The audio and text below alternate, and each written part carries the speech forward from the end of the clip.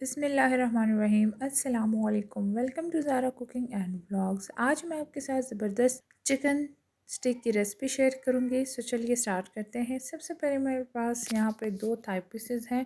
एक मैंने full breast piece ले लिया है जिसके हमने 4 पीसेस बनाने हैं।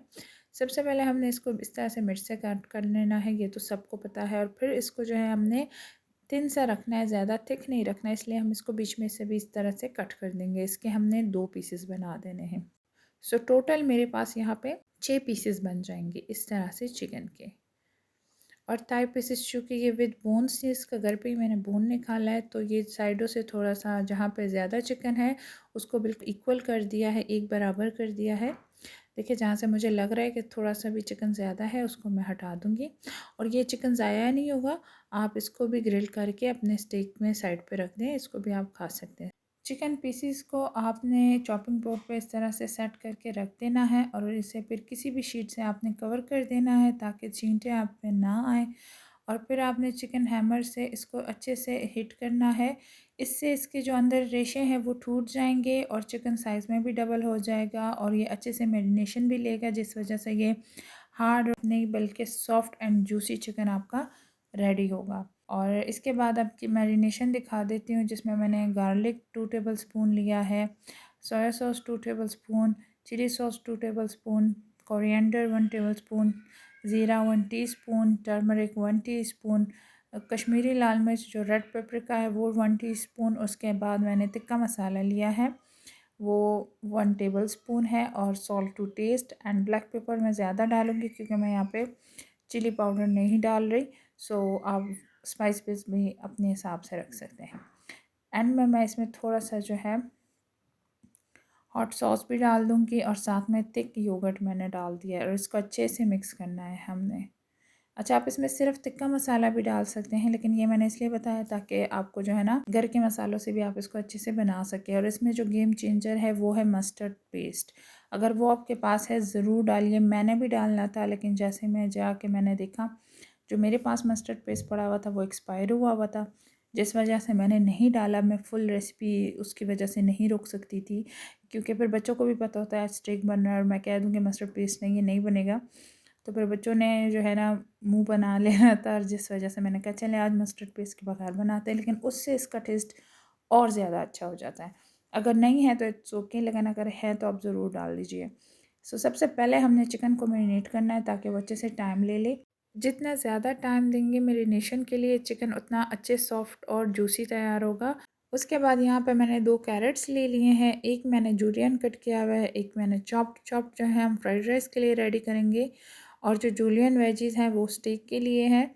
सो यहाँ पे आप देख सकते हैं दोनों बैच मैं साथ साथ तैयार कर रही हूँ। जब आप वेजिटेबल को पहले से ही कट कर दे तो आपकी जो कुकिंग है वो बहुत कम टाइम लेती है और जल्दी से तैयार हो जाती है।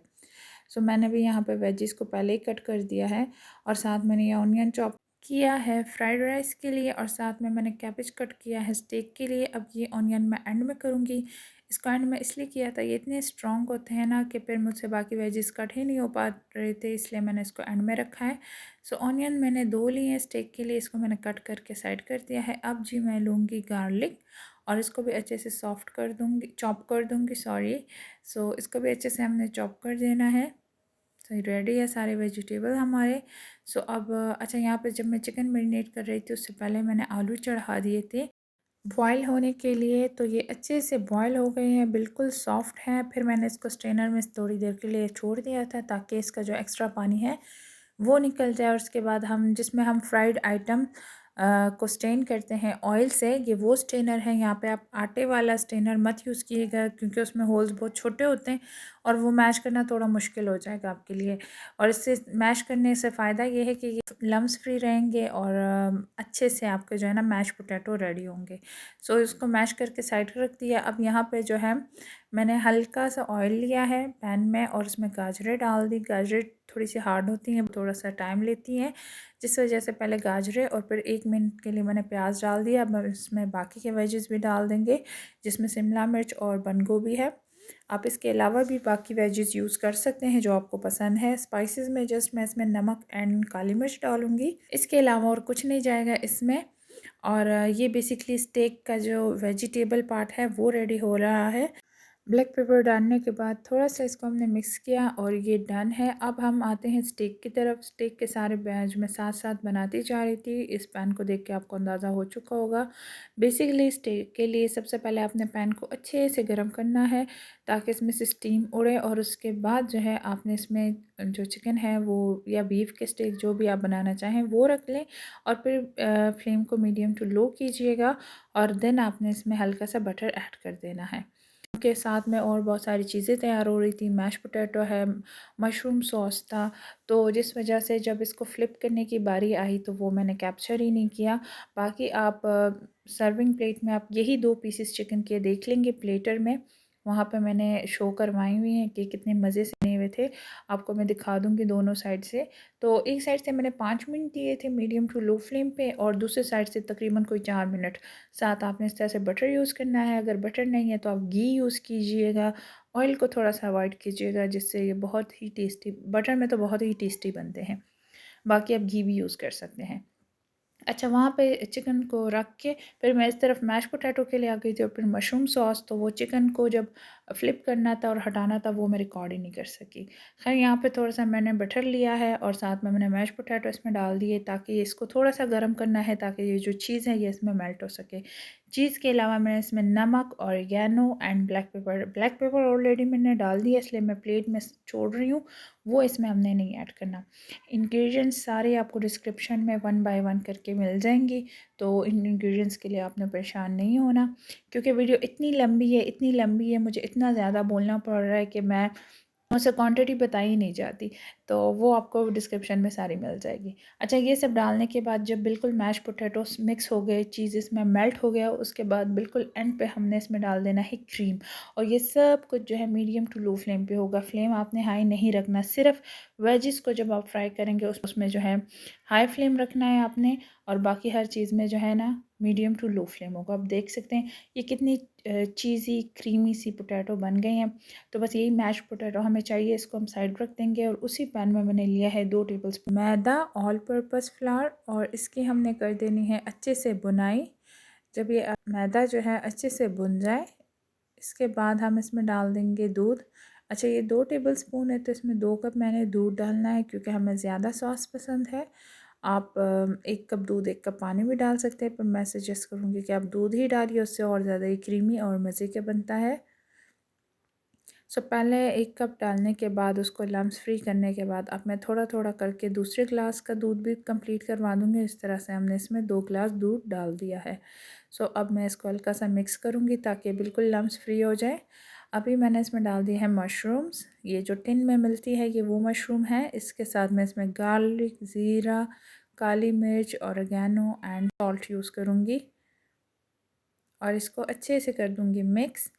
इसको बेसिकली हमने एक थिक क्रीमी सी सॉस रेडी करनी है, और इसमें तकरीबन हाफ़ टिक्की जो बटर की आती है वो मैंने यूज़ की है। पहले थोड़ा डाला था, फिर मिक्स किया, और अब ये लास्ट में थोड़ा सा और डाल रही हूँ, और इसी तरह से आपने इसको मिक्स कर देना है। मिक्स करने के बाद जब सॉस अच्छे से थिक हो जाए, सो इसमें हमने चीज़ डाल देना है, और चीज़ के मेल्ट होने का हमने थोड़ा सा वेट करना है। साथ में सॉस भी हमारी थिक सी रेडी हो गई है, और जैसे ही इसमें चीज़ मेल्ट होता है तो बस एंड में हम इसमें थोड़े से ऑलिव्स डाल देंगे, क्योंकि वेजिटेबल्स में मैंने ऑलिव्स नहीं डाले थे, तो मैंने कहा चले मैं सॉस में डाल देती हूँ, सॉस में भी अच्छा सा टेस्ट आता है इसका ऑलिव्स का। इसके बाद हम बिल्कुल एंड में हम इसमें क्रीम डाल देंगे, तकरीबन 2 टेबलस्पून के करीब। ये बिल्कुल इस पॉइंट पे सॉस रेडी है, सो उस टाइम पे मैंने इसमें डाल दिया है। अब सॉस भी हमारी रेडी हो चुकी है, तो चलते हैं प्लेटर रेडी करते हैं। सबसे पहले मैंने जो मैश पोटैटो है उनको इस तरह से सेट कर दिया। आप सिंपल भी रख सकते हैं, कोई ये ज़रूरी नहीं है करना, लेकिन अगर करना चाहें तो तरीका मैं आपको दिखा देती हूँ। 2 स्पून के साथ आपने इस तरह से कर देने हैं। अच्छा, यहाँ पे मैं आपको स्टेक दिखा रही हूँ दोनों साइडों से, कि भाई ये 2 पीसेस थे और इस तरह से मज़े के ये रेडी हो गए थे। तो बस वहाँ पे नहीं दिखा पाई, मैंने कहा चले अभी आपको दिखा देती हूँ। साथ मैंने जो वेजिटेबल रेडी किए थे वो भी रख दिए हैं, और चिकन चूँकि मैंने ग्रिल पैन में किया था तो इसमें एक स्मोकी सा जो है फ्लेवर भी आ रहा था। थोड़ा सा चिकन डार्क ब्राउन था, थोड़ा सा जो है फुली, मतलब बाकी जिस तरह कुक होता है वैसा ही था।